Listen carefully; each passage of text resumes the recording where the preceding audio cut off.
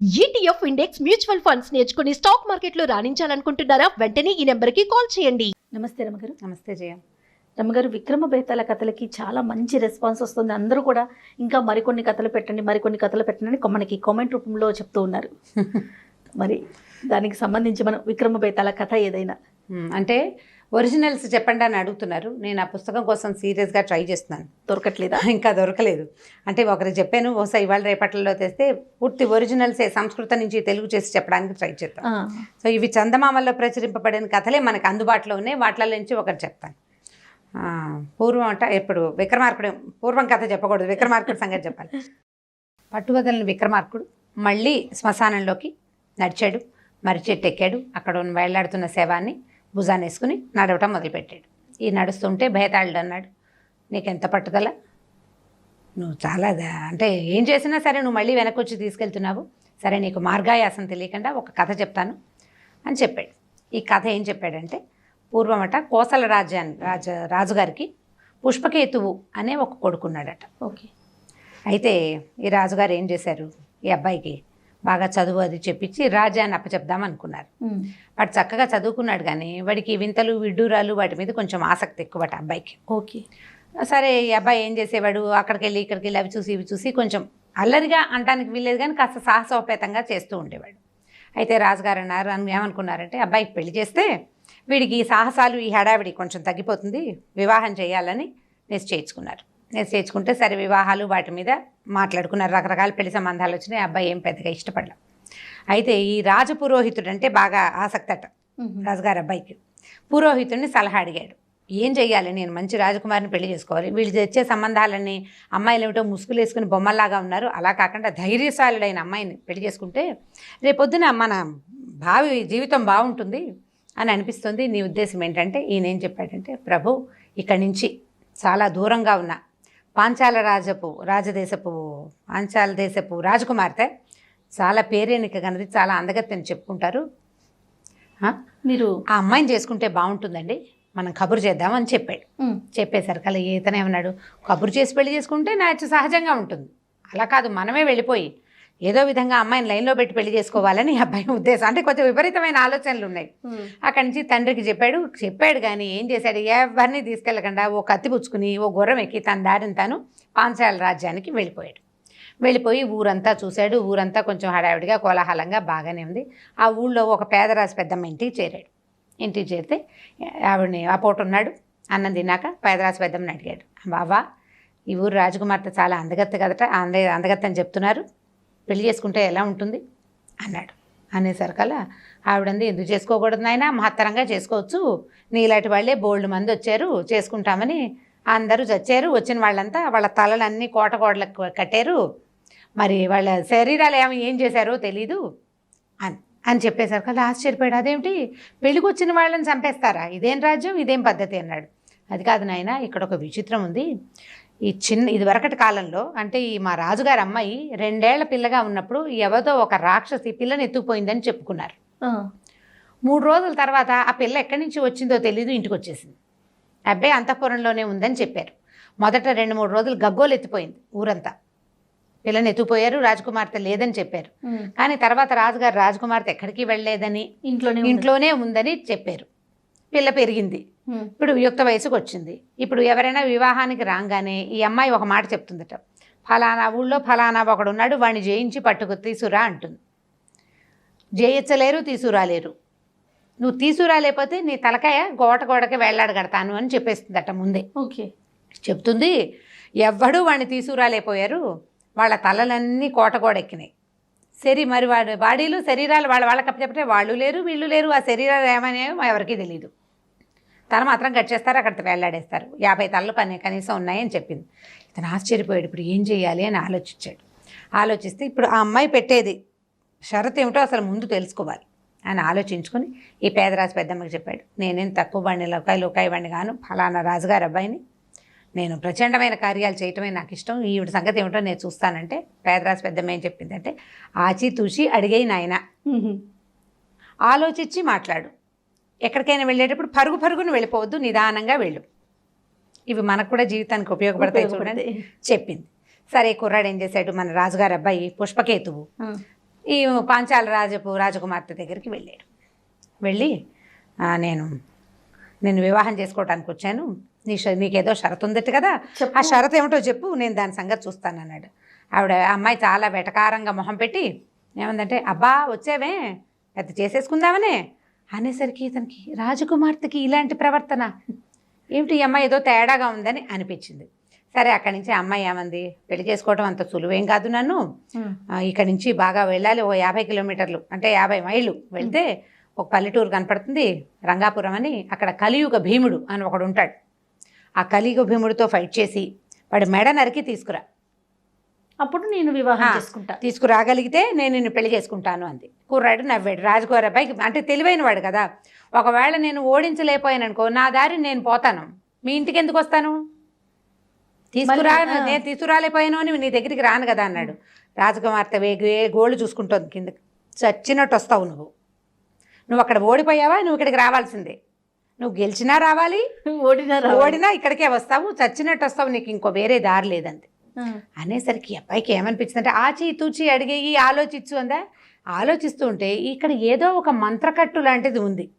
అక్కడ ఓడిపోయిన వాడు ఓడిపోయాను అనుకుని వాళ్ళ ఇంటికి పరిగెత్తు పారిపోక మళ్ళీ ఇక్కడికి ఎందుకు వస్తాడు, మెడ నరికించుకోవడానికి ప్రత్యేకంగా ఎందుకు వస్తారు, ఎవరైనాను పారిపోతారు కదా, చంపేస్తారని తెలిసే, చచ్చిపోతామని తెలిసి కూడా పారిపోకుండా వస్తున్నారంటే ఇక్కడ ఏదో కిటుకుందని అనిపించింది. సరే అక్కడి నుంచి ఏం చేశాడు, నేను తెస్తాను, తేలేకపోతే చూద్దామని చెప్పి వెళ్ళాడు. గుర్రము కత్తి ఉన్నాయి కదా, కత్తి పుచ్చుకున్నాడు, గుర్రం ఎక్కాడు, ఆ రంగాపురం వెళ్ళాడు. వెళ్ళేసరికల్లా ఈ పల్లెటూరు కనపడింది. ఆ ఊరంతా నిర్మానుష్యమైన ఊరు, ఒక్క మనిషి పిట పురుగు లేరు, బోల్డని నీళ్లు ఉన్నాయి, అన్నీ ఖాళీగా ఉన్నాయి. ఒకే ఒక పెద్ద పూరిపాక లాంటిది, దాని చుట్టూతా బోల్డని చెట్లు కనపడ్డాయి. వీడేం చేశాడు, వాళ్ళ ఇంట్లోకి వెళ్ళాలి, ఆచితూచి అడిగేయమంది కదా, కాసేపు చూశాడు, ఎవ్వరూ రాలేదు. ఓ చెట్టు చాటుని నిలబడి చూస్తుండగా ఓ చిన్న పిల్ల, ఒక 18-19 ఏళ్ల పిల్ల బయటకు వచ్చి ఏదో పని చేసుకుంటూ కనపడేసరికల్లా ఆ అమ్మాయి అందానికి ఆశ్చర్యపోయాడు అతను.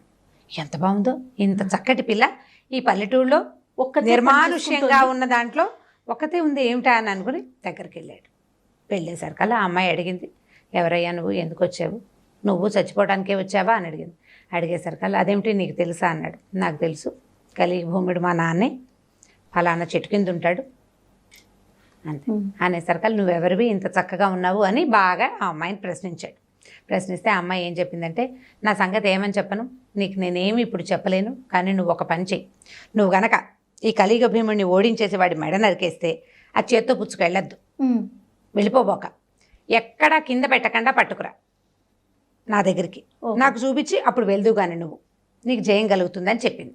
సరే వీడేం చేశాడు, చెట్ల కింద ఉన్నాడని చెప్పింది కదా, పడుకున్నాడు, నిద్రపోతున్నాడు.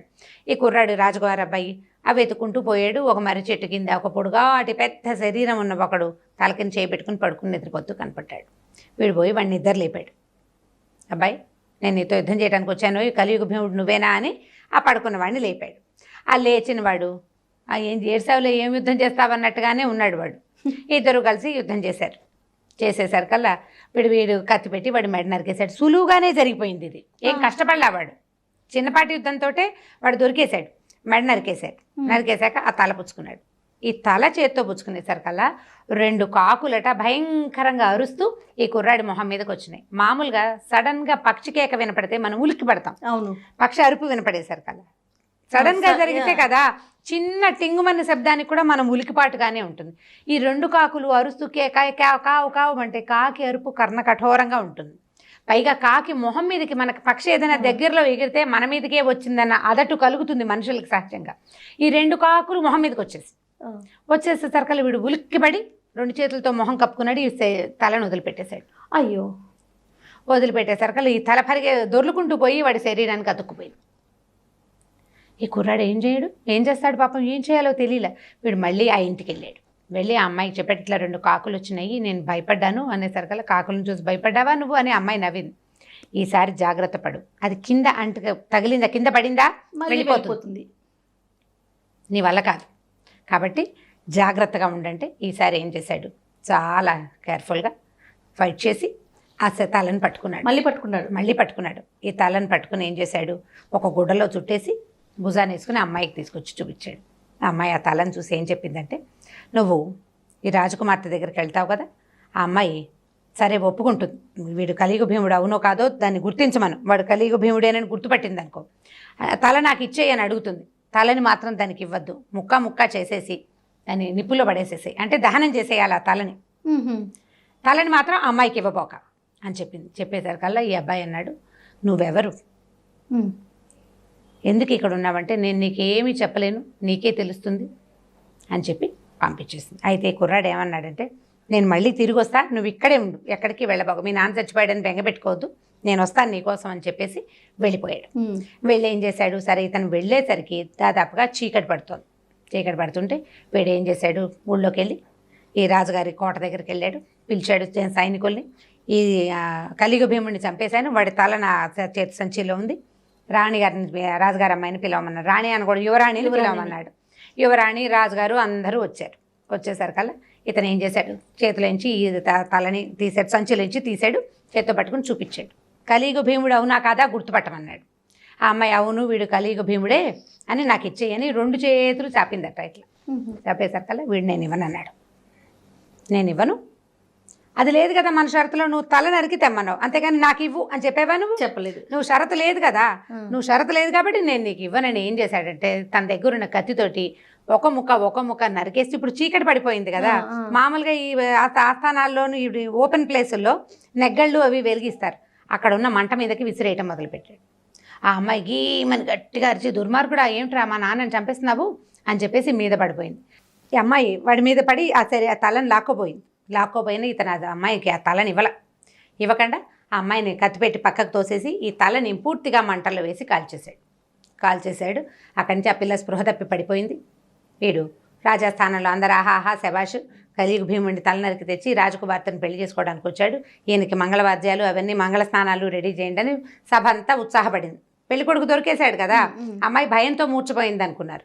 సరే ఆ కుర్రాడు మీ అమ్మాయి అక్కర్లేదు, మీ పెళ్ళి అక్కర్లేదు నాకని చెప్పేసి బయటకు వచ్చేసాడు. వచ్చేసి ఈ పల్లెటూరు రంగాపురం వైపుకి వెళ్ళి ఆ అమ్మాయి కనపడి ఆ పిల్లని తీసుకుని గుర్రం ఎక్కించుకుని ఇంటికి తీసుకెళ్ళిపోయాడు, చక్కగా పెళ్లి చేసేసుకున్నాడు. ఈ కథ చెప్పాడు బేతాళుడు.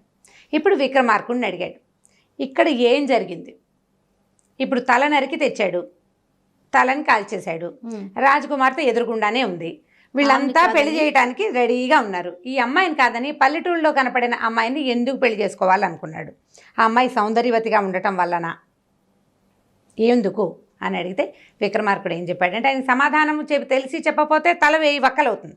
సమాధానం తెలిసిపోయింది విక్రమార్కుడు, ఇందులో ఉన్న కీలకం ఏమిటో తెలిసింది. ఈయన ఏం చెప్పాడంటే, బహుశా ఆ పల్లెటూరులో ఉన్న అమ్మాయే రాజుగారి కూతురు అయి ఉండాలి, కలియుగ భీముడే రాక్షసుడు ఆ పిల్లని ఎత్తుకుపోయినవాడు, 2 రోజులు తీసుకుపోయాడు, తర్వాత తన కూతుర్ని రాజుగారి ఆస్థానంలోకి చేర్చేశాడు. ఈ అమ్మాయి ఏం చేస్తోంది, వచ్చిన కుర్రాళ్ళందరికీ తలలు నరికేసి శరీరాన్ని అది భక్షిస్తోంది. వాళ్ళ శరీరం ఎవరికి ఎప్పుడూ దొరకలేదు, ఎప్పుడూ దొరకల. ఈ కుర్రాడికి అర్థమైంది ఇది రాక్షసి అని. ఇప్పుడు ఆహారం దొరకపోతే కొన్నాళ్ళకి ఆ అమ్మాయి దానంతటా అదే చచ్చిపోతుంది. ఓకే, తండ్రి లేడు, ఆహారం వచ్చే అవకాశము లేదు, నరమాంసాన్ని డైరెక్ట్గా తినే అవకాశం దానికి లేదు, ఎందుకంటే రాజకుమార్తెగా ఉంది. ఎప్పుడైతే పెళ్ళి అన్న ఆలోచన రాగానే అమ్మాయికి మాంసం తినేందుకు అవకాశం దొరికిందనమాట. ఈ కుర్రాడికి ఈ కీలకం అర్థమైంది, అక్కడున్న అమ్మాయే రాజకుమార్తె, ఇప్పుడు దీనికి ఎంత ప్రచారం చేయక్కర్లా, తనకు కావాల్సింది పెళ్ళి అంతే. ఆ అమ్మాయిని తీసుకుని తన దారిని తను ఇంటికి వెళ్ళిపోయాడు, చక్కగా పెళ్లి చేసేసుకున్నాడు అని చెప్పేసరికల్లా ఇక్కడ భయతాళ్ళు పక్కపక్క నవ్వాడు. నీకు చాలా తెలివితేటలు ఉన్నాయి రాజా, ప్రతి విషయం ఏది చెప్పినా నువ్వు బాగా కనిపెట్టేస్తావు, కానీ నువ్వు మౌనభంగం చేసావు, మాట్లాడావు కాబట్టి నేను నీతోటి రానని చెప్పి శవంతో సహా మళ్ళీ చెట్టెక్కేశాడు. మళ్ళీ ఇంకొకసారి భయతాళుడు ఈయన ఏం చేశాడు, విక్రమార్కుడు పట్టుబదలని విక్రమార్కుడు మళ్ళీ శ్మశానం వైపుకి తిరిగి లోపలికి నడవటం మొదలుపెట్టాడు. చాలా బాగుంది కథ, కంచికి మనం ఇంటికి. థ్యాంక్ యూ సో మచ్ రమ్మ గారు. Thank you. ఈ వీడియో కనుక మీకు నచ్చినట్లయితే లైక్ చేయండి, షేర్ చేయండి. మరిన్ని వీడియోస్ కోసం మా ఛానల్ని సబ్స్క్రైబ్ చేసుకోండి.